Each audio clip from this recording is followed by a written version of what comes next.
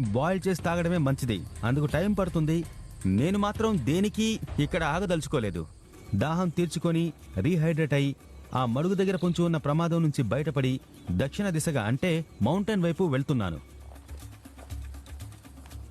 ఇప్పుడు నా దగ్గర నీళ్లున్నాయి. పగటిపూట ఇవి లేకపోతే సాయంత్రానికల్లా డీహైడ్రేట్ అయిపోయి నేను చనిపోయే ప్రమాదం ఉంది. అదే పగలు విశ్రాంతి తీసుకొని రాత్రిపూట ప్రయాణిస్తే మనం రెండింతలు తట్టుకోగలిగేంత శక్తి ఉంటుంది. నేనిప్పుడు అదే పని చేయబోతున్నాను. కానీ ప్రాబ్లం ఏంటంటే చీకటి పడ్డాక క్రూర మృగాలు ఎక్కువగా తిరుగుతుంటాయి. నేను స్పెషల్ ఫోర్సెస్లో పనిచేసేటప్పుడు మేము రాత్రిళ్ళు మాత్రమే కదిలేవాళ్ళం. కానీ అలా చేసేటట్లయితే మాత్రం కొన్ని సర్వైవల్ స్కిల్స్ తెలుసుకోవాలి.